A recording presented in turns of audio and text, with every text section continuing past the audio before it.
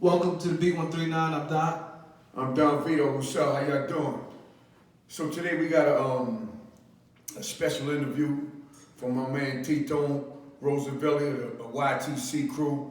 He came to the show and he wanted to come talk and we're gonna talk about some real stuff, out here. That's from the past and what's going on now and stuff like that. Welcome to the show, T. What up, bro? Welcome to the show. Welcome to the show. Thank you for having me. Thank you for having me. Definitely. All right, so we're gonna start the show off like, some people know your story, some people don't know your story. Yeah. You know what I'm saying? And you don't tell everybody where you from, man. Well, I grew up in the Bronx and in Manhattan. My early years till like I was like 13, I grew up in the Bronx, and then from there on I was in Manhattan. My son is wow. Yeah. Give me a second. Yeah. It's cool. It's cool. We keep it going though. Yeah. Yeah. Hello. So I'm bugging. I'm thinking I'm on the phone. We live. Yeah. We here. We working. Yeah. So yeah, man. I grew up in the Bronx in Manhattan. Right. A lot of years in Manhattan. So from there on out, I've been in Manhattan ever since. But I still got people in the Bronx, and I still reside in the Bronx at times and things like that. So Bronx and Manhattan. So your childhood, you ever played any sports? I couldn't afford that. My mom, I played, don't get me wrong because you don't need a uniform, but I played sports when I was in Manhattan. But those guys over there played sports all the time. In the Bronx, I'm not saying that nobody played sports, but it really wasn't about that. And when I was growing up, it was about running in through abandoned buildings. If you ever saw the movie Beach Street? Yeah. That's what it was. That's what it was. You making clubhouses, Yeah. writing graffiti, you running around, you trying to get fresh, you trying to, that was the vibe over there. You know what I mean? Holding down the territory, shit like that. Right. So every time I went to Manhattan, as far as playing sports, I wasn't good enough, so they didn't used to pick me. And then when it became like organized sports for uniforms and all that, my mom didn't have money for that. So that's why I said like I couldn't afford none of that shit. So when you grew up in the Bronx, I grew up in the South Bronx. I grew up on Bristol Street between Freeman and Jennings. That's Freeman. Right. Yeah. Jew Man was up there. Yeah, that's a fact. Yeah. That's a fact. Drew Man was up there. B Street was recorded up there. B Street. Yeah. Crazy Legs and all them dudes. That's a fact. And Wild Style was over there. The movie called Wild Style. A lot of people don't know. Yeah, I know about about Wild Style. Style, Yeah. that. You know what I'm saying? So, So that's where I grew up right there. The mix of all of that break dancing and everything else that was going on at Crotona Park. But then my pops lived on 166 and between 166 and 165 in Warden Avenue. Right. So that was a whole totally different atmosphere over there, So I grew up in a few places. I lived on 174th and Vice Avenue. I lived on Montgomery Avenue, like we bounced around a lot. I was bouncing around. I always ask people that because I ain't bouncing around like that as a kid. Yeah. I figured I gotta be like tough. You adjusting to your friends. Like I've always been close to, cause I ain't been moving around like that. Yeah, that's a fact. I mean, you gotta. At the beginning, when I was young, it was a little bit more bouncing than usual. Then we caught a run when I was in the Bronx on Bristol Street. We caught a run there. Then when I came to Manhattan, we stood there. But it's rough because you gotta meet people all over again. You gotta basically prove yourself. Change like, schools if you're in school, whatever. All of that. You gotta prove yourself for lack of a better word. Yeah. You know what I mean? Yeah. So, it's rough. And you never really from there. You understand what I'm trying to tell you? Right. Until The outside. Until you establish yourself this is what it is. You know what I mean? Like kind of like what we did in Manhattan and shit. And not only that though, like when you bounce around, whether Bronx, Manhattan, Brooklyn, whatever, like you said, you had to establish yourself. The streets was rough back then, you wear a leather jacket, wear a pair of sneakers, name belt, with a chain. You had a chain. You had to be strong to wear a chain. Oh, definitely. You had to earn the right for all of that. If you wasn't, growing up within the urban community, you know what I mean, as they say, you know what I mean, with Hispanics and blacks, you had to earn the right to wear flashy stuff like that, whether it was clothes and all of that, you know what I mean? Yeah. So, yeah, I grew up in all of that, man. But it builds character. Yes, it does. It builds character, I'm glad that I survived this shit, and I'm a person who I am today because of that, and I'm able to I'm a good judge of character. I know how to communicate properly because you have to learn in these type of environments because at any given moment, these people is prone to violence. You understand? So, I don't care how tough you are, you can't be, warring every day. You know what I'm saying? That shit is just not. That shit just not how it is. You had no brothers? Yeah, I got one brother, and then I got two stepbrothers that we like basically was raised together. And So that's good then. So when you was moving around, at least you had someone. Yeah, but I was the oldest one. I'm the oldest, so I had to take the brunt of everything. You understand what I'm saying? Yeah. I didn't have a brother or a cousin that held me down or was well known and none of that. That I could rely on and shit like that, like other people had. Or I wasn't from the popular block that just from being there, you was already respected because, oh shit, he from this block. I didn't have none of that. I basically had to grind and pave my way on my own always.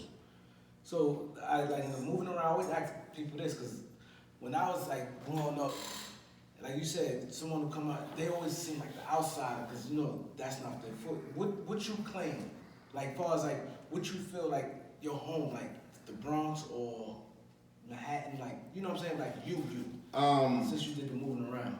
Well, it's like I have a history on Bristol, because I grew up there, and a lot of those, the people that I was close with, like as far as my peers, that I built relationship, they came with me to Manhattan. Like, it was like, how the rappers say, like, yo, once I make it, I'm gonna come get you. So once I made it, I came and got him, So, Yeah. And but then Manhattan is where all my roots is at. Like, my children is from Manhattan and things of that nature. You know what I'm saying? So like that's like my history, like my roots, my foundation was finally established there. How many kids you have? I have 4. 4? Me too. So let's talk about what brought you to Manhattan. So you came from the Bronx. Yeah. And then you came to Manhattan, Upper West Side. My grandmother lived in Manhattan all my life. Yeah. She migrated from the Dominican Republic, landed in, in Manhattan, and she probably lived somewhere else for a few months or whatever, or a year, but then she moved to 109th Street, Amsterdam, Broadway, and stood there basically to the end. I mean, after that, she just moved to Harlem. Cause the thought of mine, that sometimes haunt me sometimes. But yeah, she grew up there all my life. So when my mom would break up with whoever she was dealing with, like she had a boyfriend, my mom told me when she was 18 years old, so she could get the picture. So, when I'm 5 years old, she's 23, you dig? So you can do the math, So like if she dealing with somebody and she broke up with that person or whatever and she broke out, then we would land in my grandmother's house until my mom got her shit back in order. Then, we keep it pushing. But that happened quite a few times, you know what I mean? So on one of those trips, I was like, nah, I'm gonna just stay here, man. Shit is more established. Grandma ain't moved yet. We just moved. It's crazy. I still get mail at my mom's house. Huh? Like that's true. Like I still get mail at my mom's house. Yeah. The same here. You get that mail there. So grandma was a more stable life. Yeah, definitely. She was the structure of the family at the end of the day. Rest in peace. She was the one that kept everybody together. You know what I mean? She, she gave us the values of the family values that we had. So yeah, she was a very important part of everything. She was very stable, and I could say my grandmother was like a saint because I never saw her drink. I never seen her cursing and none of that. Until her latter, like she passed. She had Alzheimer's, so you start bugging when that come in. I never seen my grandmother doing nothing wrong. She always had Twinkies in the fridge, you know what I'm saying? Shit like that. Twinkies, I love Twinkies. You know what I mean? The cookies and snack, Saturday, you watch cartoons early in the morning. You got that day, you lit. I used to wake up in the Bronx and my mom should be rough. Like, you know what I'm saying? Trying to put a Italian bread together, you know what I'm saying? Like, word. So bread and syrup or something. Put that shit together and try to see if the antenna with the, the closed antenna, try to get the channel put a working. little aluminum on the joint and all that. It might be using the one that works in the, you know what I mean? So we're in the Upper West Side now, right? Yeah. So let's talk about the Upper West Side. So in the Upper West Side, I know about the Upper West Side. Yeah. You had Spanish, you had black, and then you got the Jews over there too, right? At that time? Because that's what it is right now. Well, I mean, it's just, for lack of a better way of saying it, Caucasians. It's not Caucasian, not a predominantly like it's not like a they got Jews probably, but it's not like they predominant like you be like, oh, this is the Jew section, and you know what I'm saying? You know, so Caucasians. Yeah, they just there. Now they more in there like in the sense where they make their presence be felt. You know what I mean, they've always been there in the Upper West Side, especially in the area that we're from, and you know in the lower hundreds. So it's like they film Seinfeld. You know what I'm saying? They base Seinfeld in that neighborhood. So to the naked eye, it's an upper class neighborhood. You understand what I'm saying? But you got pockets. Even up here, you got, you know, you over here, they're all nice and trees, but as soon as you turn the corner, you got pockets. this shit is going crazy right here. You know what I'm saying? So that being said, that's basically the makeup of my hood. What was the question again? I lost it. No, so we're gonna move it forward. So how was the YTC formed? How was that established? Where did it derive from? I mean, it just derived of, you know, two young individuals that was ambitious and hungry and looking for a way out without the proper guidance or the patience to, you know, go about it the right way. You know what I'm saying? So that's basically what it is. It wasn't like we sat down and said, yo, we're gonna make a drug gang or whatever it may be, but we did have ambitions of being, you know, successful in this game, you know what I mean?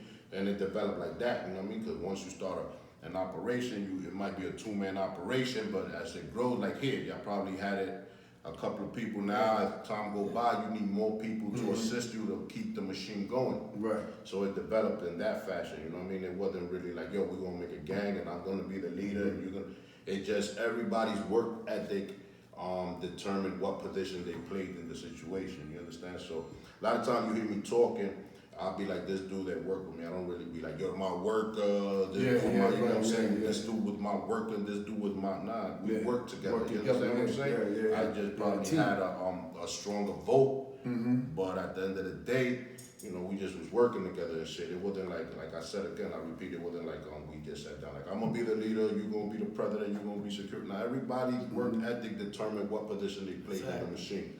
Right. So you met Chango when you was going to back and forth? I met Chango on my last run back to Manhattan. When my mom's came back there, I said, you know what, I'm gonna stay here, I don't care what she do, you know what I'm saying? I'm out here, I'm gonna stay right here. You know, my grandmother gave me the green light of staying with her. So now, I didn't have curfews like the kids down there did. So I you know, even though I was staying with my grandmother, I was still hanging out in the Bronx. I didn't let the Bronx go like that yet. I was still going to hang out with my friends over there. You know, I had a little girlfriend over there, so I was still going over there. But on my way back, it'd be late night. Everybody home, but Chang would be coming from wherever he was coming from, and we used to happen to always bump heads, because I used to get off on the train on 110th and Broadway, it's the one train. Walk down 109, he'd be coming like from the Amsterdam, Columbus area going up to, he lived in a spot called 312, a single room, you know, like they used to call them welfare hotels. So we used to bump heads, and he had already heard that I was dibbling and dabbling in the game, so it's being that he was hungry, you know, he used to pick my brain, like, yo, let me holler at you, yo, it's true that, you know, in a respectful manner, not intruding or none of that. And I used to engage him in conversation, and we used to talk, and we used to exchange ideas. And after, you know, a few of them, it wasn't like one, you know, we had a few of those times that we bumped heads. It seemed like we used to plan this shit after a while, but after that, we just embarked. We came up with a couple of dollars, we invested it, and we just kept pushing from there. And we stood there. YTC would have had 2-3 other bosses in it, if you want to call it that, but those dudes, when they got brick outside and they got cold, they came up with a whole bunch of stories, like, yo, my mom said she was going to buy me a car if I finish school, you know what I'm saying? I'm going to go back to school, because my mom said she's going to buy me a car if I graduate. All right, and then in the summer, they back on the block, you know what I'm saying? So it's too late. We stood the whole winter, now the summer's popping, now if you want to rock, this is what you do. And that's how it was. I think that's fair. I mean, yeah, basically, right? All right, so what was y'all moving out there at the time, man? Being that just got the operation flowing like that. Our main operation was crack cocaine, bottled up retail. Like we kind of pride ourselves on being great marketing. I mean, I know that word now. I didn't know that shit. But we used to call them gimmicks and shit, like the 2-for-1s and certain type of. But knowing how not to lose money while still giving that illusion, like. And things of that nature, or calculating, you know, like, all right, I'm gonna make $200 off of this ounce, but I'm gonna sell 10 ounces versus him selling 1 ounce. So, you know, that type of shit, like that's what we did. That's what basically put us ahead of a lot of the competition, because everybody was straightforward. Like, I paid 600, I made 1,200, you know what I'm saying? And so that was they method, and we came and just switched that whole shit. But our main, that's it, the main product was crack. And then I started, you know, giving weight to individuals in the neighborhood, but it was still basically the same shit, crack. That breakdown money is crazy though. Very, very, because what it takes a dude could sell 10 bricks, Yeah. and I'm gonna make that same profit off a half a brick. Exactly. You understand what I'm telling you? Exactly, that's true. So y'all formed the Yellow Top. Why Yellow Top? Nah, I mean, I like Yellow. I always been on some. Like once I got into this situation, I always studied those that did it to the best of my ability. So I knew that certain places they had brands. Like in the dope game, it was a brand. You had this stamp, you can't use this stamp. Right. So they didn't do that in the West Side. But what I used to do on my own was buy odd colors. Right. One of the odd colors was yellow. Okay, but that wasn't the YTC situation. What happened was that's how I started dabbling with it.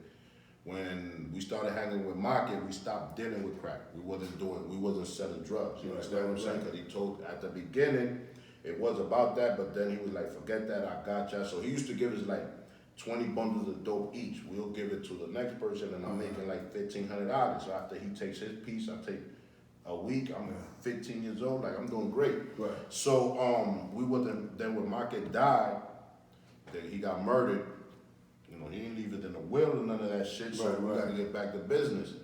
So a lot of people were also even expecting us to get back to business. They felt like he left us something. But anyway, that's how we got back. So now in the east side, there was a guy that we used to give dope to. He used to live in the east side. Well, he was on the west side and they moved to the east side. He told us that he had permission to sell crack over there. Right. On the east side is branded. So he had permission to sell blacktop. Right. In this particular building on 115 between Lexington and 3rd. When we used to go over there to give him the packs, there was another dude there. They used to sell yellow. So this dude was like, yo, you think you could give me some weight? We like, we ain't really into that. But we talked him into giving him packs, and he went for it. Cool. He was more serious than the guy that I was dealing with initially. Right. But I had already like some type of love for him. You know what I mean? He kind of like reminded me of my pops, the way his mannerisms and all that. So, you know, I still used to tolerate him, but I started making money with the other guy. And then this guy went to do a city bid, and his wife left, so he was out the way. And I was giving work to this guy, the yellow guy. But the kids from the neighborhood, because I ain't have no friends. It wasn't like, you know, usually when you go into a block, you usually go in there because somebody invites you and they introduce you and you become part of the community. And somehow they know you. Like, I never did that. We never met nobody. It was from the cabin to the building, boom, boom. Right. So the kids in the neighborhood was peeping that. So they went and pressed the dude from the yellow. And in the course of that, they beat him up. He called us. We went to his house. He told us what it was. We like, what you want to do? He like, I don't want no problems. I'm like, all right, cool. So where we going? He like, yo, you're not listening. I don't want no problems. I'm not selling. I did this shit because I lost my job, and I was supplementing my income with this. Right. But I'm not with it. Let's look at how far they could have killed me. Right. So we was like, all right, nah, we understand. Let me get the keys to the room, though. You know what I'm saying? Yeah. So he gave us the key to the room, and we just went in there with Yellow. We just opened up with a whole West Side team, set up the whole building because we had the room, and, you know, just made it into a fort. And dudes was like, who the fuck all these? Like, it's like you wake up the next day and you got like 7, 8 individuals set up a whole shop in your block, like on, you know. Yeah. They was fucked up with that shit for a minute, you know what I'm saying? And by the time they figured it out, that they probably thought that they figured it out, it was too late, you know what I'm saying? We was already in there, you know what I'm saying? Yeah, it was in there, so. Yeah. And that's how we got into that, and that's how Yellow came about. So when the city shut down the building, because the city saw that there wasn't the building, it was like one of those buildings that they abandoned, but they still running electricity and water in it, and just no one really responsible for that shit, or they just not, or they neglecting this shit. So, and now we got drugs running through that shit rampantly. And the city, I guess they was calling or whatever, and they came after, like, we was there for like a year. They came and they shut it down. They put gates and, you know, they just shut everything down. They put gates on the windows. They boarded the whole shit up. We couldn't be there after that, you know what I'm saying? Because Right. we not from there. We know dudes don't like us, and this building was our fort. You understand? Like, Right. you know, once we in the building, we got everything else controlled, but we can't be standing. So after like a week of trying to do that because the money was good, we was like, you know, we got to get out of here, bro. It's not gonna work. Let me ask you a question though. So, when you guys set up shop, when y'all went over there, Yeah. was the dudes, y'all ain't have no beef with the dudes over there? They was like, yo, who, because you say y'all ain't really messing know nobody, but they ain't trying to like come at y'all or nothing like that? Yeah. Nah, because the dude already knew that we was giving packs. Right. And, but we wasn't never standing there. So they roughed the dude up. Right. I never spoke to him about that like in detail. Even though we got cool with the dudes that did it afterwards, Right. we wasn't trying to open up old wounds. They already knew we was there. They just had to accept it. You know what I'm saying? So, but I guess that they thought after they roughed dude up, that was it. So when they came out the next day, cause we opened up at 7:30 in the morning. You understand? They dudes are sleeping. Ain't nobody there. Yeah. By the time they came out, we already had like 4 or 5 hours into the block working. You know what I'm saying? Yeah. And we already set up. Like now it's It like. takes to that money. Yeah, and plus there's already a dude in the window with the Mac 10, you know what I'm saying, just there, and and you see like if you know, and they see like, yo, we got this shit. They know that we not just here on some we got this shit. They back down, Right. and that's how So we they ain't take it. So at this time, you only had one block at the time, right? Yeah, I mean we had ran through different places, but we had not really established. This was the first time that we established That was the fort. a block. Yeah, like you know. Because I think we kind of like skipped Maque, Maque Tumba. Yeah. right? When y'all was with him, y'all just said doing that at one block, right? No, when we was with him, we was floating around. We was trying to catch our footing. You understand what I'm saying? We was just moving. We was on 96th Street. We was in the projects of Douglas. Like we was on 104th and 5th in Columbus. We was just moving around wherever the flow. And the West Side at that particular time, you know, not that anybody could come and hustle, whatever, but you know, it was like running around rampant. So we didn't really have a footing. You understand what I'm saying? So while we was doing that, people was like, they wasn't used to individuals that young in the streets hustling like that. So they started the bullshit, like, I don't want my little brother, what do you do? These dudes aren't so no good, and da-da-da, but they hustling. So when Maque heard the rumbling and they tried to tell Maque, like, yo, these little dudes, like, try to blackball us, that shit just made Maque, like, look more into us, and you know, he was intrigued, like, yo, these little dudes is hustling. I want to highlight to see where their mind is at. Which y'all like 12 to... Nah, I was 14 at that time, like 14 So going on what 15. Maque Tuno to the people who didn't see the documentary, y'all definitely need to go, when y'all clicking his name, just watch everything, it's interesting. But for the people who's watching right now, tell them what Maque Tumba. Maque Tumba Yeah. mean to you. Maque Tumba is the big homie. He's like that was like what they would call originally an OG or something like that, and your big homie, and like for the real sense of the word, not also just some bullshit. Like that's who Maque was. Like he took us under the wing, and we basically sat down and learned a lot of the ways of moving in the streets from him. You know what I'm saying? And we just basically, he was our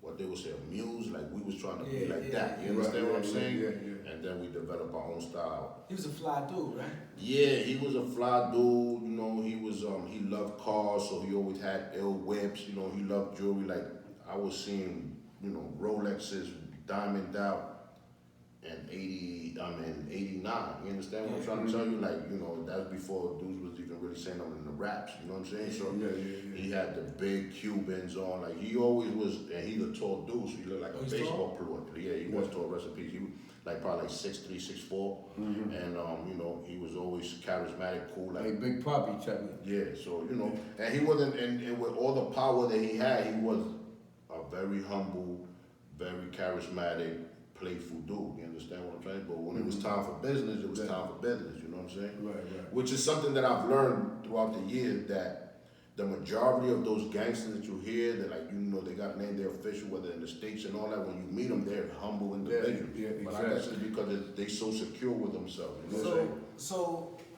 you and Chango, y'all kind of model yourself at the Maque Tumba and his home. What's his right man name? Go. Go was getting busy out there, right? Yeah, Go was like, he was the enforcer for, lack of a better way of putting it. He was the one that was putting it in. But they were childhood friends. They all grew up. And I know Maque since I was a kid because he and my grandmother lived in the same building, Yeah. So he grew up in that building with his parents. So we would see, even if it was just in passing, But my mom and them, they knew. So we already knew about Maque. But Maque then went down to the low and blew up. You know what I'm saying? And then you in the low, you coming back with all types of vehicles, not one, all like 2, 3, 4 different shit, like brand new foreign shit, big jewelry. And then there was an article, I don't remember exactly, but there was an article. I was young, I wasn't hanging out with him in the newspaper. I don't remember if it was the Daily News or the Post. They had an article saying that he was a kingpin, and he didn't even have an open case. You understand what I'm trying to tell you? Like, they found a bulletproof van in 1018 and shit, because there was a war going on, and nobody was in the van, but they made an article. But for them to mention you are the kingpin, you don't even got an open case. That shit is scary and crazy at the same time. Like, you know what I'm saying? Yeah, dudes is talking. So him and his man moving around, everybody know he had that strength with him. Yeah, definitely. They were wild boys, you know what I mean? Classy, fly, not no for no reason, but they put that work in along with getting money, you know what I'm saying? So now So now you say the fort that y'all built on the east side got shut down, they boarded up and all that, so that pushed you over to the west side? Yeah, that pushed us over to the west side, because And then you had to open up shop over there. that's a fact. We had to, basically, we already created a lifestyle for ourselves. You understand what I'm saying? And, with that lifestyle, it comes, there's a budget for that shit, you know what I mean? To maintain that, and if you don't maintain it, then you start showing weakness to it. So that's why I be trying to tell young kids, like, yo, stop creating, a lifestyle that you're not gonna be able to keep up with. You understand what I'm saying? For yourself, you know what I mean? Just take it easy, you know what I mean? Like, if you got one phone, then chill, unless you could afford to pay for 3 phones, and then you get the second phone. But now you got 2 phones, now you got 2 bills. Like, keep it modest, you know what I mean? But You live on your means. exactly. But we went to the west side, we started rocking over there and shit. We didn't have a spot, we went to 105th Street.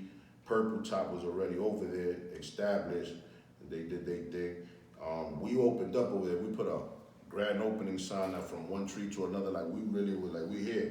But the dude, one of the owners from Purple King, not solid dude, he was like, yo, listen, brother, it's kind of fucked up that y'all come over here. Like, you seen that we established this shit on our own, and we ran whoever we had to run out, and we got this rocking, and y'all just come and open up after y'all haven't even been around here for like a year. So I respect it. I was like, you know what? That's a fact. I'm gonna go to 107th Street. And we went, and that's how we got into 107th Street. But you grew up on 107th, right? I grew up on 109th, but I used to run around the neighborhood. Plus, I used to go to school to Booker T, and Booker T is on 107th. Chango is from what, 107? He's from 109 too. He lived over there, but he's got on 106, and he used to go to Booker T also. You know what I mean?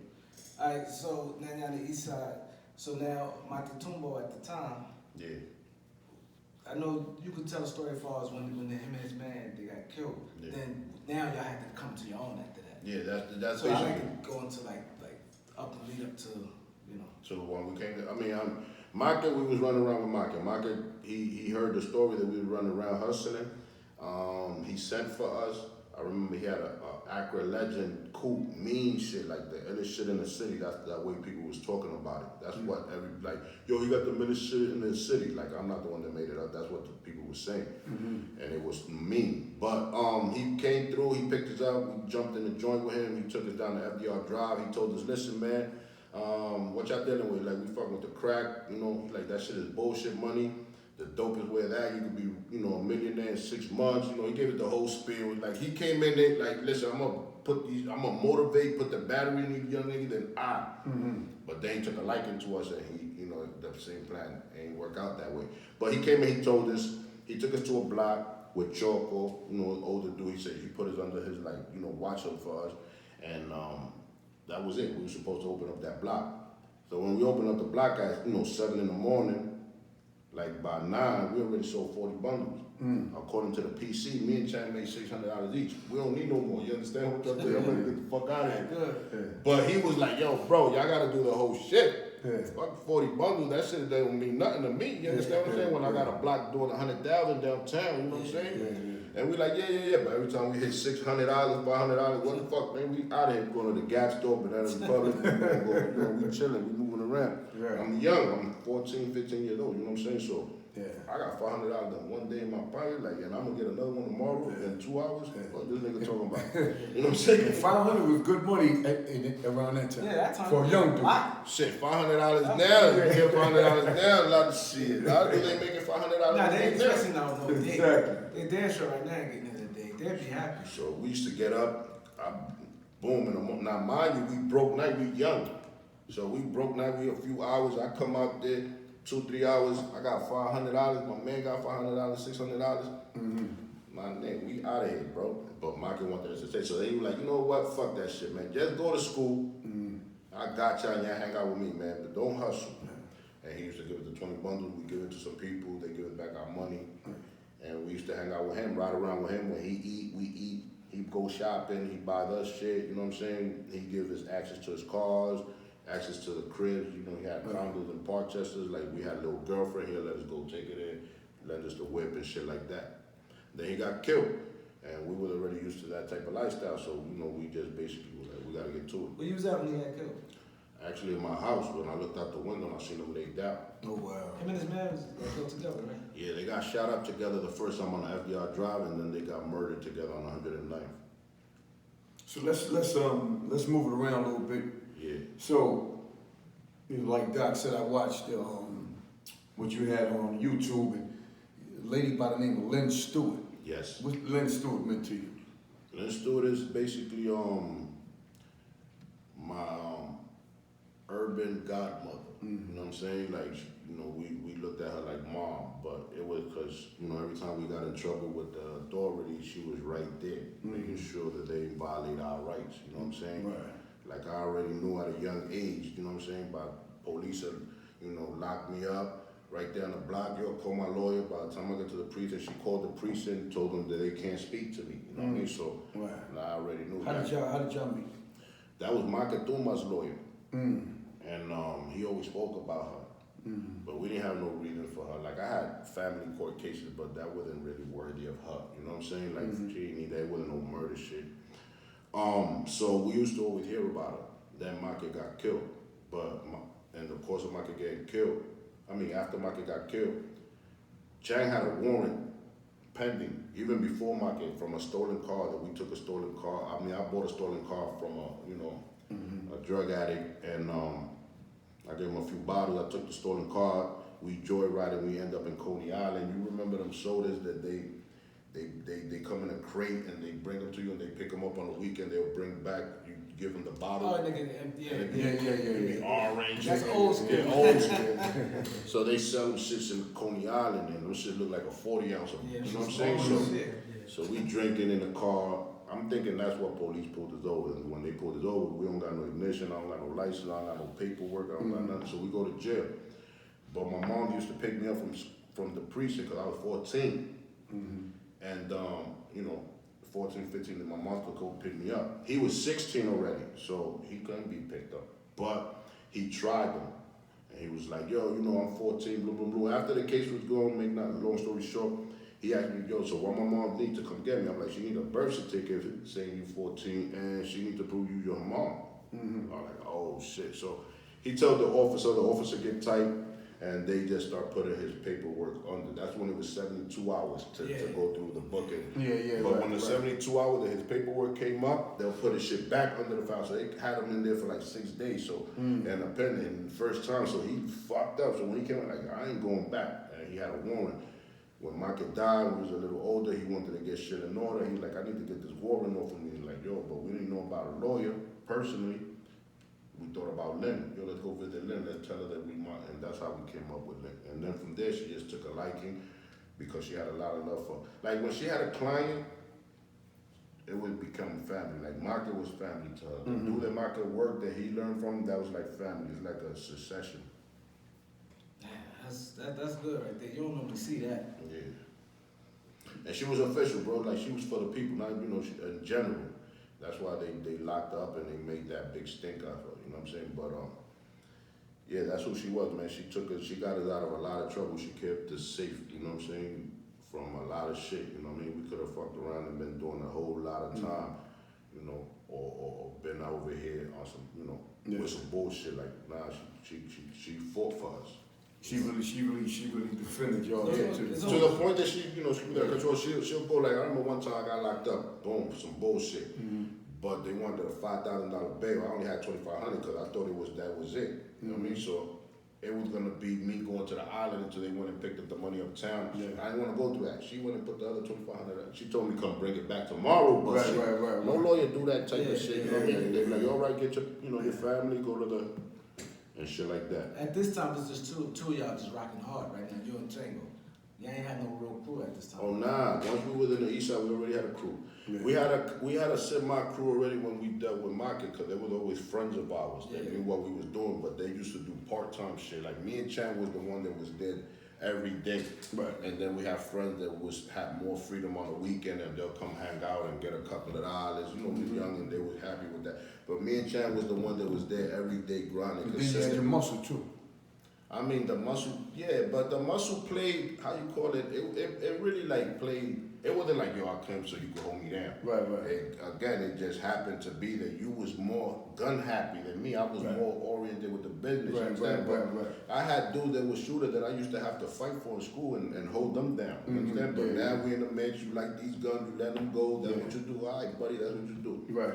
And that's what it is, and it felt like that. But so it wasn't like, yo, I need to get these people to hold me. Shit, I used to beat, not trying to disrespect, like it wasn't about that. Like I can put my own work in, but I can't do everything, you know what I'm saying? I can't run this shit and then fight at the front and all of that. So that was it. So how did so the Wild Cowboys, right? Yeah. How did y'all get into y'all little situation? We never had no personal situation with them. I just, happened to be in clubs with them, and I don't really know who was in the club at the time. There was in conversations after we met when I was locked up and shit like that. But I really had my dealings with them when I was in prison. You understand what I'm saying? And it was just, I met one when I got to Brooklyn House, which was Pacualito. And then he got transferred out, and Lenny came, and a few, days later, Block Down came, and they were there for a little while, and they got transferred out. And Fat Danny came, and then Fat Danny there stood a little longer. And we built more of a rapport. Like, we lasted longer, you know what I'm saying? But that's how I used to meet them or running into them in the court pens and shit like that. Like that was it. But other than that, we ain't had no dealings with them. So what made y'all come to the conclusion, like, let's just start taking over the blocks? Because y'all was on High Knife getting that money. No, 107. 107, 5 minutes, sorry. I mean, when we went to 107, basically, first of all, we went into the block. And there was people there. And they hit us with yo, you can't hustle here. And then my mom happened to be living there, and I used to go to school there. So we hit them with the old school shit. Like, I grew up here. You can't tell me none of that. My mom lived right there. Boom. And that's how we initially got in. And then they just kind of brushed it off because they seen that we was young. So they were like, they just going to be here until they get a couple of dollars for some clothes. But they calculated. They misjudged us. They underestimated us. So then that's how I basically, once we were in there, then we implemented the yellow. Everybody had red ties, blue ties, black ties, shit like that, you know what I'm saying? And we implemented the yellow, nobody was paying attention. Then there was an abandoned building there that nobody was paying attention to, and we went inside the abandoned building. And at that moment, they were selling dimes. And we went inside the abandoned building, caught a spot, got somebody to help us, you find people that do everything that happen to just be, hooked on drugs. You got mechanics, plumbers, everybody. You know what I mean? So we got somebody to, carve out a hole and make it presentable that when you look at it, it look like a wall, but if you know what you're looking for, you could slip out the brick and you could. So we set that whole shit up like on some back of the day shit. And we went back there. And then they were selling dimes. So we went and we put the dimes for nickels. And we just crushed everything. We just fucked everybody up. So now y'all really had to go into the mattress now. Nah, I mean, everybody was just, But they was cool with that? I mean, they was confused. I mean, we always been able to use the shock value against, to our benefit, you know what I'm saying? Right. When it comes from snuffing to, to all of that, it's just the element of surprise. So when we did that, what you gonna do? You either gotta sell your shit for 5, or you know what I'm saying? You know, but you stuck with that work until you make a decision. Yeah, you stuck. But in That's that, what I said. Normally, we killing them. I know But now they people tight. like, yo, come on, man. Yeah, they come tight. to you. Like, yo, man, you fucking the game up, you know. Yeah, they tight. But what happened is also that I forgot to say that when we went to the east side, there was a dude that was giving us work, and his boss was getting extorted, and the dude that was extorting him in the situation, and we ended up getting involved, and we solved that situation. So they already knew that we was on some different type of time when we were, because that situation happened while we were still in the east side. Even though the situation happened in the west side, we was getting money in the east side. So when we went from the east side to the west side, they already knew that we was putting in that type of work. So they was like, really, with kid gloves. You understand what I'm saying? They was treating them with kid gloves. So like if we catch a tantrum, they'll back it down. But we wasn't bullying also. But what happened was, once we did that, they wasn't trying to go and do that. You know what I'm saying? So a lot of dudes, they went to like Rhode Island, Boston. They used to do that a lot. Like if it was getting hot on the block, they'll go to Rhode Island, Boston, and shit like that, and hustle there for a few months. And when it's getting hot, they'll come back to the hood and all that. But when they used to come back to the hood, we was like, you can't come in here, brother. Like, what you do? You can't come in. What the fuck you think? We was here all this time holding this shit down. Who was gonna hold this shit down if we all left? You understand what I'm saying? So when you think this shit is, I don't work for you, my brother, you can't come here. But whoever was there with me that was holding it down, whether they was their friend, they understood it. So they used to be like, they used to not get involved. So, you know, now in hindsight, it was like kind of like the divide and conquer shit. Like, my nigga, you know what it is, boom. But as soon as he did something out of line, we was coming for him too. You understand what I'm saying? We wouldn't just pick him with it. But as soon as you did something out of, and they usually used to do that, you understand? Whether it was coming and try to like stand in front of the hole or hustle a customer from the hole, or one tried to use the color of the top and told me, yo, they sell that shit right there for everybody. And I brought that Mac, he was like, nah, I don't want to use this color. You know what I'm saying? I ain't glorifying, but it's just the real shit, bro. So now you're like, damn, we got away with this. Yeah. Now it's like, fuck it, let's start moving our way, getting some blocks. You know what happens is that, you know, the crack started moving crazy. You know what I'm saying? So like on Amsterdam, they didn't sell crack on 107, 108, 109. They didn't sell crack up there. They just sold soft powder. So the clientele was different. Right. And a lot of old timers, they wanted to keep it like that because it was like, it was no police activity up there. Everybody was happy-go-lucky snipping. So some young dudes, they came with the bright idea of putting cracks up there, and they started doing it in their little baggies, like what they use now, like them 12 shit. They wasn't using, used to use bottles, so they started doing that. So the customers started digging that shit, you know what I'm saying? And they was up there, and police wasn't harassing them, so they could be with 100 bags in their pocket, plus the search down, they sliding through it. So make a long story short, them dudes is dead, but the old timers, they mad, so they shooting at them from the building, from the roof. Shooting at the young boys. Yeah, bloom. Yeah. But not coming straight at them. So we catch wind, we like, yo, my G, like, what y'all doing? Y'all selling crack? Yeah, like, all right, cool. So we go across the street, solve the situation with them. Not no action, we just did a favor for y'all. So I'm like, yo, that shit over there, that's my shit, bro. Y'all keep doing that shit, we're gonna have a problem. We just finished doing something for y'all, so you already know, they already know what type of problem we're talking about.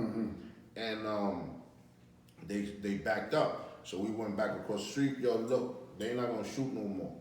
But now you gotta take this from me. You understand what I'm trying to tell you? Because I just finished solving that shit. I think it's only right. I solved it, you know what I mean? So, and that's how that came along, and that's how we used to get blocks. And then somebody would open up somewhere else, and we'll let them rock because you could eat. But what happens is once they get a couple of dollars, they start getting disrespectful. You understand? They start feeling like we did this, and they know why we did it, and we'll, you know, saying slick shit and subbing like they say now. And when we get to it, we'll be like, you know what? Let's take a walk through the hood and, yo, son, what's up with this shit? Matter of fact, you can't do this shit no more. This shit, you gonna do it like this. And that's how we ended up taking different parts in the neighborhood like that, little by little. You know. So the dudes to the red top, they wasn't going for that, right? Nah, actually, they was a situation with the Amsterdam. They came up there. We told them like, you know, that shit really couldn't happen. We spoke about it because they wasn't trying to back down. We came to a compromise. They went to 108. Their workers started getting crazy. My man JL was locked up at the time and shit, so he really couldn't do much like to control the situation with his partners. And we ended up getting into some frictions and we basically got them out of there, you know what I'm saying? And the joint, you know, like we went for 3 days shooting out with them and then they broke out and they ended up on 104th in Amsterdam and JL came home around that time, so everything stopped and they was doing good business over there. So that's how basically it went, you know what I mean? It started off, we all grew up and then a little friction and they didn't get nowhere and they went over there and it turned out better. We continued our friendship. Purple top on the other side, right? Yeah, Purple they was on 100 and they had like from 106 on the going downtown side. They were strong? Yeah, they had the area, they had their whole situation, they was strong. What about the Jerry Curls crew? It was more town, this area right around here. I ain't had no dealings with them. I probably dealt with them if we, you know, couldn't get work downtown and I happened to run uptown and yo, I need, you know what I'm saying, 250 grand to hold me over before, you know what I'm saying? Yeah. I probably dealt with them in that fashion and, you know, nobody, oh, we the Jericho gang, like, Yeah. you deal with a lot of people and now you realize, oh shit, that was him? Like, Yeah. you know, but I met him also in prison. I was locked up, I did time with them and shit. Yeah. Like the dude that got, you know, lights out. I know them and shit. Yeah, so they say the preacher started talking about y'all, I heard that rumor and people threw that shit out there, you know what I mean? But it never came nowhere. I ain't never meet Preacher, you understand what I'm trying to tell you? I mean, I heard of him and about the work that he was putting up over there, but that shit never affected us. And ain't nobody came like, and we was too arrogant and all that. We used to say shit like, you know, back then it was the mafia people. Like, I remember my family used to be scared of the mafia. Like, you gotta be careful with the he knows the mafia and all that. And we used to be like, man, fuck John Gotti. Let that nigga come uptown and see what this type of shit is. You know what I'm saying? Now, you know what I mean? Now, you know, shout out to John Gotti for whatever. Rest in peace. But that's the attitude we had. So we wouldn't give a fuck. Like, you know what I mean? Like, we wasn't stupid and just gonna walk into your territory like that. But if you came into our you was. It's just a different ball game. How many y'all had around this time? How many men y'all had about this time? I mean, it fluctuated. I mean, there's a core team of us of like, you know, 15, 20 of us. You That's understand the what I'm saying? There's a core, yeah, but, you know, it fluctuates. You know, from that 15, 20, it might be an active 10 at all given moment, but when one slows down, one is getting back his energy and it rotates. You understand what I'm saying? Yeah. But it's like 20 of us, and then everybody else is just associates that got arrested. It was like 41 of us that got arrested. That's big. So what about the police? They ain't try to pressure y'all for bread and stuff like that? There was a cop and shit that he was like from Chelsea and all that. And he knew a dude that was from Chelsea that happened to be hanging out with us and he running around with us and shit like that. And the dude had influence over the cop. So he just basically, like, the cop was, you know, like, I guess for lack of a better way, he used to look up to this dude, but he became a cop. Right. From the same neighborhood. And you happen to be in the precinct in the hood where I'm hustling. Right. Hold on, it's a gold mine. So he used to have him going into, he knew where the stash is. So he used to have him go over there, take stashes. What you gonna do? Tell the cop, yo, get my shit back? You know, he walking out in front of people. They not taking that to the precinct. They sending that shit downtown. So they was doing that. So we was like, yo, we're not really trying to hear that like that, but we understand. So we ended up paying them for information. So it was the compromise with that, you know what I mean? So I was paying them. But technically, he was extorting people, you know what I mean? Like, how about you didn't want to pay him for information then, you know what I mean? So that sense, we had a cop that was giving us information here and there. He wasn't breaking his back to give it to us, you know what I'm saying? But if he happened to hear something on the fly or in roll call or come across it, then he'd give it to us. So Raymond, who's Raymond? Raymond was a dude that grew up in the building and shit. He's the dude that I said we did a favor for his people up there and all that. He took a shot on us, like, you know what I mean? We was young, so he was the first one that gave us a break on consignment, a whole kilo at our age when people was like, nah, we these kids and shit. So he took that shot. But he knew what he was doing. He got 8 points on that shit on us. We didn't know though, but he was making 8 points off of that. You know what I mean? You know, back then you make 2-3 points off of a break. I think he made 8 points. So Raymond was like the big dog out there. He wasn't a big dog. He just was a little older than us, and he was working with the dudes that was supposedly the plug at the time. You understand? Right. So he was like our bridge to that. So he got them to give him a break. He gave it to us. He took the shot, and we appreciated it. And we wasn't feeling the fact that he was making 8 points. We didn't even know because we was doubling our money at that price. So we wasn't feeling it. But then, you know, something happened when we took care of that you know, for them, and he ended up having to go away for a couple of months, and we still hustling, so we learned the prices, so we realized like, yo, this dude's selling us some shit astronomical, you know what I'm saying? And that was that. But That's who Raymond is. And then we ended up having a discrepancy. He put out a hit on me on Chang. I got shot. I flew a dude in from Puerto Rico. I wasn't around Chang, so opportunity and executed with the kid, got that shit done, and there was that. And then in '99, he sent me a letter because he's locked up too, and I was locked up, and we basically was like, bygone be bygone, man. We just appreciative that we here now, you know what I'm saying? We survived that situation. How much time Raymond got? He got like 40-something years, man, but he got a whole different type of situation that he got himself caught up in that he got to deal with, you know what I'm saying? Like, it's like he fucked himself trying to be too smart, you understand what I'm saying? And ended up fucking himself. So who's Sammy? Sammy Santana was a dude from the situation with Raymond and shit, the favor that we took care for them. Word. All right, so y'all got everything in smash, y'all got everything in control. So I think you was talking about you used to like the whips, huh? Yeah, I definitely was into that, you know what I mean? Yeah, you was into the whips, Yeah, I was definitely, I used to stay, they used to have these shit, they probably still got them, this shit called a byliner, and they used to tell you all the used car lots, and new cars and crash cars. Back then, people used to buy luxury cars. You can't finance back then like that. There was no financing and none of that shit. You had to go in there with some bread, you understand what I'm saying? So if you ain't going in there with at least $25,000 and better, you're not coming out with a machine, you understand what I'm saying? So, that was my thing, you know what I mean? I had a few, Beamers and shit like that, and Mustang convertibles and Acras and Doom buggies and shit like that. That was my shit. Doom buggy. I remember Alamo was down with brand new. We had the purple Doom buggy. 116. Yeah, remember that, right? Mercos was out back then. Remember the Merco? Merco. Oh, Mercur, yeah. The kid, rest in peace, what was it, Jason had a gold Doom buggy. I had a black and yellow one, the same one. Yeah. So Sadat was living in the neighborhood, huh? Yeah, Sadat lived on 106 and shit between Amsterdam and Columbus and all that. But that's again, the Upper West Side. So he finally felt when the real estate brought him over there, like, I'm in the Upper West Side. But right around the corner, they doing all types of shit and all that. So that's how we met Sadat. But we knew his music was popping heavy on the radio at the time. Brand Nubian was, moving. Crazy, Remember how Brand Nubian was moving? Damn right. And he used to come through, and we never made him feel no type of way. We showed him love. We never was on no group because we grew up. No disrespect to rappers, but rappers, we dictated. The street dictated to rappers. Now rappers is dictating to the street. Exactly. You know what I'm saying? Let that be known. That's how it was. And so that was that. So just because he used to come through, we acknowledged and we could be playing his music, but we was like, oh shit, Sadat.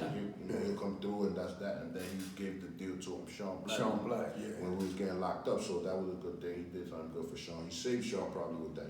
Sean could have got caught up with us heavy with that. Who was the black dude down with y'all? Damien. That's my childhood friend. He's from Bristol too. And shit. That's my childhood friend. He was one of the core members also, you know what I'm saying? And he did a lot of time and he came home and he chilling.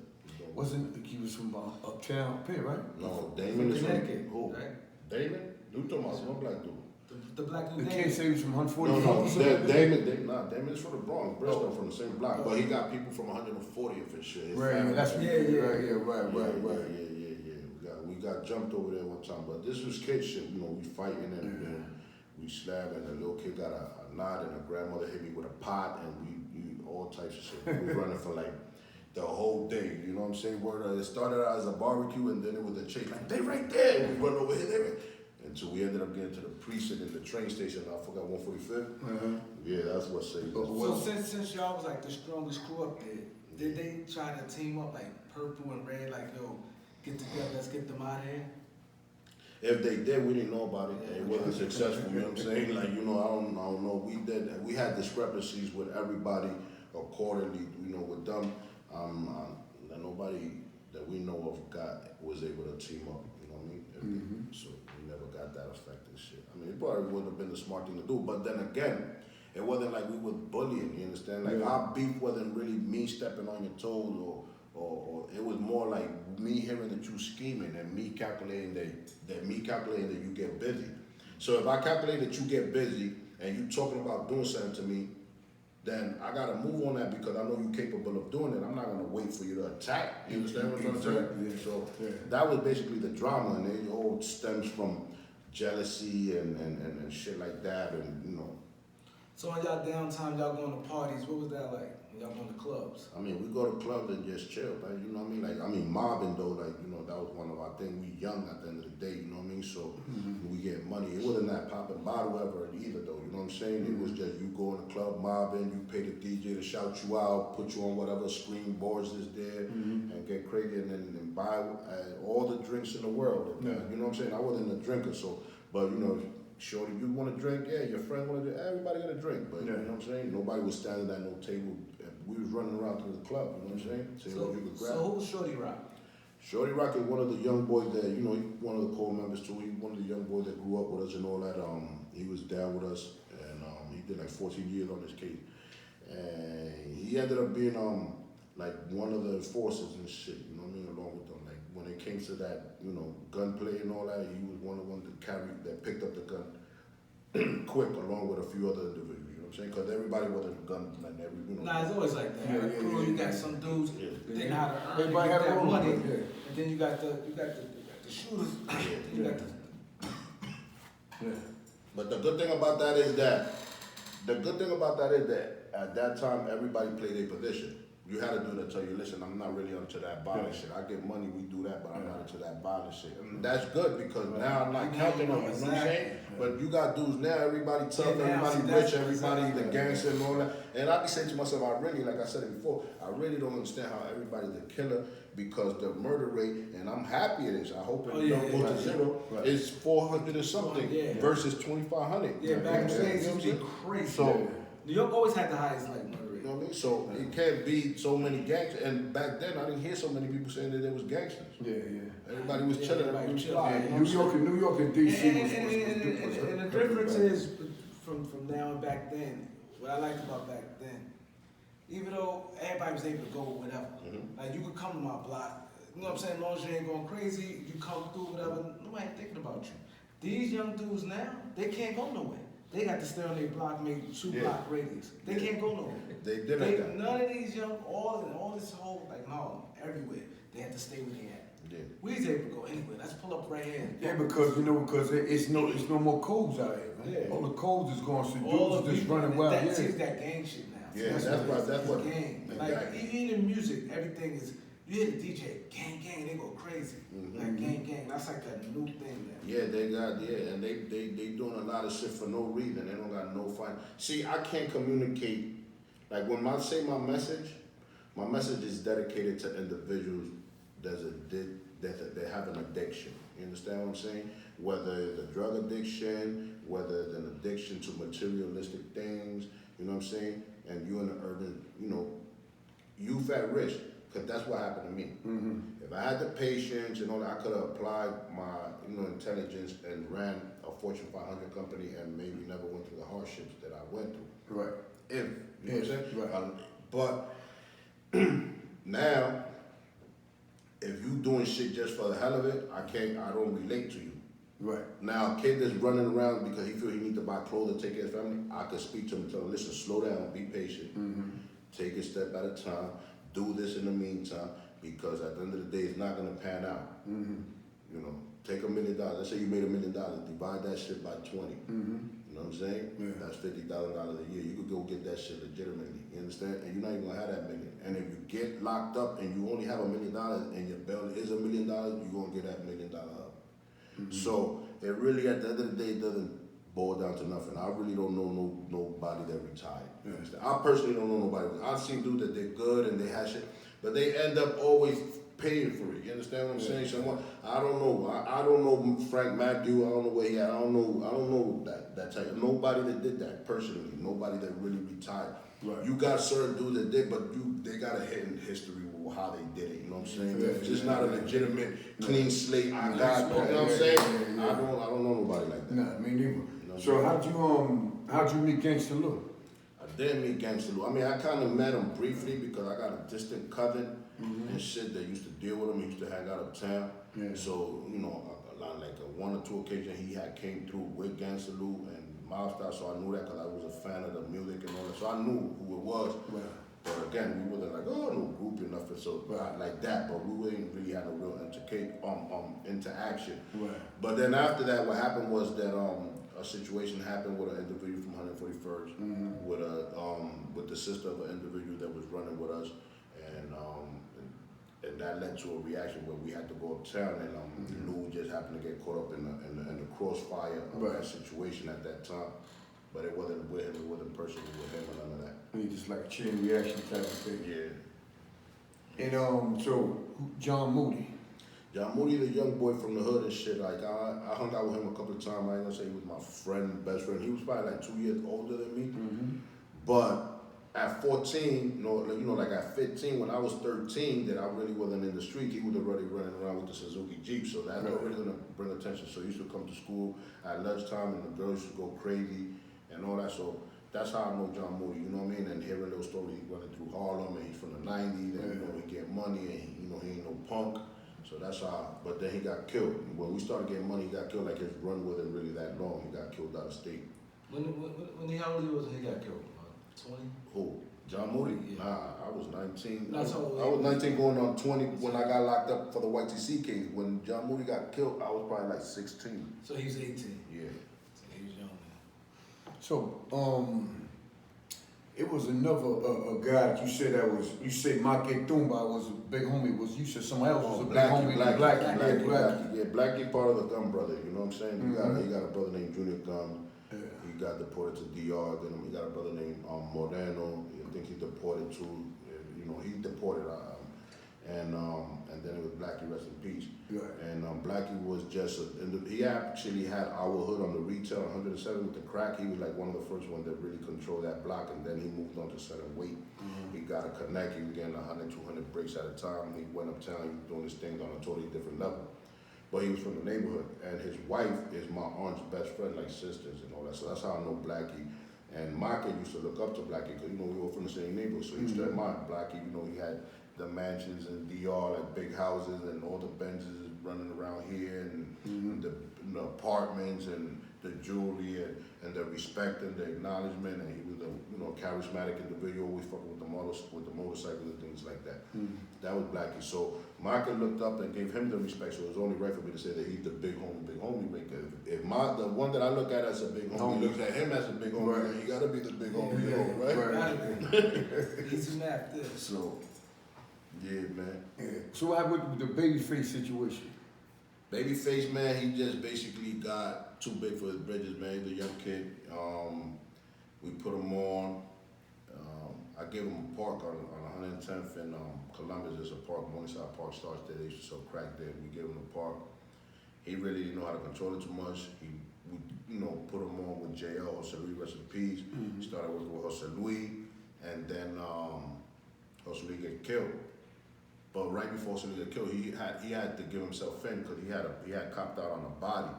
So he had already resolved that, but he got an extension, something like me. He got a postponement, and within the postponement, he got killed. But when he was already getting himself in, he was like, yo, I need y'all to run my block. His girl was pregnant at the time.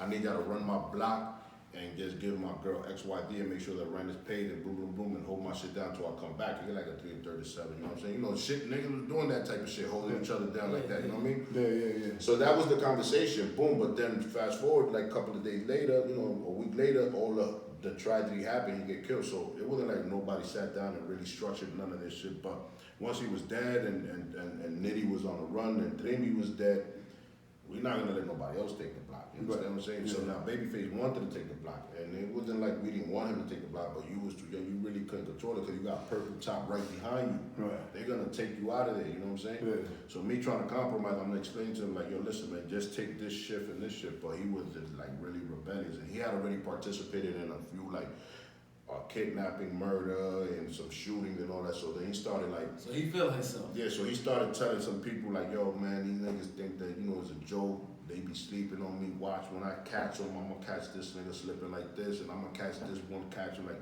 So we caught wind of that, and somebody actually wrote us because he was, pillow talking in jail with somebody that this dude told. So we caught wind of that shit. We was like, whoa. And And that was it, man. It was like, you know, it's either him or us, you know what I'm saying? Because he already participated in murders and shootings and all that. Yeah, So what the fuck, you know what I'm saying? So he laid it down already, so. Yeah, so at any given moment, he catch me in a block that he feel he could get away with it, I'm gone, so I'm not waiting for that. That's it. You're not supposed to. Wow. That's crazy. So you went upstate, you went to prison with the Elmira. How was that experience? I mean, like, you know, the unknown is scary, bro. You know what I'm saying? I never did a bid before, but I went up there, you know what I'm saying? I held it down. Straightforward, that was always been my motto, you know what I mean? Always forward until the body can't stand it no more, you know what I'm saying? So I dealt with it, you know what I mean? I always know how to put on, you know, I don't let them see me sweat. Right. And then in the course of it, I'm observing and learning. So by the time, you know what I'm saying, that people might think that I don't know, I already know. You understand what I'm saying? And so, I mean, for the fact, you know, jail is not a nice place to be anyway. You understand what I'm trying to tell you? So the fact that I had to be in there, I didn't really have a bad experience. I got my GED, I learned the trade, I met some people, you know what I'm saying? I did a decent bid, you know what I'm saying? All over, you know what I'm saying? That I went, you know what I mean? I didn't really have much of a problem. I mean, I had a few little things that you know, it's jail. But like all those rough situations, I've seen other people go through that, but I've been fortunate to move in a certain way, you know what I'm saying? And they kept me out of that bullshit. I don't gamble, I don't gossip, you know what I'm saying? Like, you know what I'm saying? I don't fuck with the chumps, like I don't do none of that. You know, I wasn't gangbang. I mean, I with my Dominicans, you know what I'm saying? Like I'm patriotic and all that, and you know, but I got friends as blood kings and shit like that, you know what I'm saying? So, and that was that. Like it was like, it's like me and you could be the best friend. But I know that if I violate your cousin or your friend or whatever, I'm already violating you. So I should know that. So if we cool, then that should be a consideration for you to come to me before I do anything else. So always those type of relationships like that. Yeah. So right now, you, after all that you experienced and stuff like that, you know, like I was like checking out the whole I call it a documentary and stuff like that, you know. And like you learn from mistakes, but you want to give a message to these young dudes out here in a certain type of way from your experience, right? I mean, yeah, no, sorry that I got you. Yeah, no, you're supposed to. How you call it? Basically, man, I'm just grateful that I made it. And a lot of kids, they like I used to look at gangsters and that used to catch my attention. So I utilized that to catch their attention, to then explain to them, like, this shit look cute, my nigga, but this shit is for cuckoo. This is fake gold. You understand what I'm trying to tell you? Like, there's really no future in this. You know what I mean? Right. No one really had the discipline to deal with this. You understand what I'm saying? Because once you get in it, you start thinking this shit is a business. So every day you think you're gonna make that same 1,000 or the same 2,000 or the same whatever you made, you're gonna think you're gonna make it the next day and the next day and the next day. Right. And like I said, they just gotta be lucky one time. We gotta be lucky every day. And we don't save and we don't have, you know, financial education. So there's a whole bunch of stuff, you know what I mean? So I just tell the kid, yo, just be patient. And just, you know, you don't want to go to jail, bro, and you don't want to die. And I'm not saying you don't want to go to jail because, oh, you're not going to make it. Fuck that. It's not about that. It's about you can't open up a fridge. You can't eat what you want. You can't hug your family members. You can't be there to console. You know what I mean? Like, you know, it's been times that my daughter, you know, might be going through something. I can't be there for her. You understand what I'm trying to tell you? That shit makes you feel powerless. You understand? That shit makes you feel impotent. You can't use a refrigerator. You don't see the night skies for years unless you're in a certain spot. Or if you're taking trailers, if you don't do that, you can't even see the night sky because after a certain time, you indoors. You know what I'm saying? Like, you lose a lot of little things that to me hurts more than me trying to bang. You know, we could get to that. We could get to banging out and stabbing and all that. Not saying that we like that, but we could get to that and we could do that. Anybody, you put them in the corner, they're going to react. Right. But it's those things, hugging, not being there, scared that your family members is going to die, they're not going to be around when you come. Like, how would you know, that type of shit. So anything you need to, you want to share with the people before you go? I mean, I'm basically doing this right here because it's my way of giving back. We also got projects. My kids got projects like the production. They rap, they do films and stuff like that. And then I'm pushing my film. My whole thing is creating employment for the youth because the people that I know and the things that I did, as far as criminal, was because it was financial driven crimes. So if we could help these kids make money legitimately, we gonna save a lot of kids. Like I done help a few kids like that. Yo, you could do this, and they was patient enough to do it, and then they they caught a lane. Now they do videos and they make it $1,500 Right. a video, Right. and you know what I'm saying, or more and shit like that. And now they got their family and they hit me like, yo, T, man, yo, get your GED, because those was the type of old time that I ran into up north. Like, yo, get your GED, learn how to speak properly. Now it's like, yo, you gonna program, you 11. You know what I'm saying? Like, dudes were like, education was power. Education is power. Yes, it is. So my thing is, you know, listen to my story, learn from it. And, you know, it might sound cool to some, but at the end of the day, all that shit like that DM'd, oh, the legend and all that, that's cool. I like the acknowledgement. It's official, but I'm still, you know, gotta pay rent. I'm not legend to. That's not the, you know, it ain't what it all cracked up to be, man. So if you could learn from my story, then, you know, that'll be dope on your part, and at the same time, I did say. It's the education, people. You know, the key is like, man, V tell people all the time, it's about giving back to the youth, and we press that all the time. Yeah. You know, the knowledge, things we doing, you know, like you said, for your kids, film, it's more out here. You know what I'm saying? And you pushing, you know, your kids into the right direction to be successful. That's a fact, man. That's what I'm trying to do, man. I'm trying to teach them how to fish. I don't really got no fish to be giving them, even though they spoil it, and, you know. But my girl right here, my daughter, she's like the female version of me. She do her own thing. You know what I mean? She grew up kind of like me. You know what I'm saying? Like, you know, running around like, and so she always fend for herself. So like, she's the one that's like my twin. Like, you know, then I got a son, but he be entitled because sometimes, but. I'm proud of all my kids at the end of the day, though, and thank God they give me healthy kids, and they're here, they love me, so that's what it is, man. Right, we want y'all to like to, you know, to pay attention to my man Titon's story, and there's a message behind this interview. Go on YouTube, type it in. That's right, subscribe and like, share with everybody. That's what's up. You know what I'm saying? And we want to thank you for coming to the show, my man My Titon, pleasure. Rosavelli, honorable dude. You know what I'm saying? Real dude, and we just want to thank you for coming to the show, Before bro. you leave, can you tell them podcast you on? Oh, yeah, we on the beat 139, man. We right. here, man. Guala Yeah. Life, Guala Boys, man. We in the Boys, building. you Top already know. Guala. There it is, Titon, baby. That's right. Yeah, man. Thank you for having me. Definitely, man. I hope that, Definitely. you know, Peace somebody up, gets bro. something from my message, man. Me Yeah, too. definitely. And Definitely allow them will. to, you know, take the right path if they're at a crossroad, man. Hopefully my story will help them. Like, you know what? I'm not going to do that. I'm going to go through here. Exactly. You know what I'm saying? Exactly. With that, man, I'm out of here, man. All right, Peace up. Titon.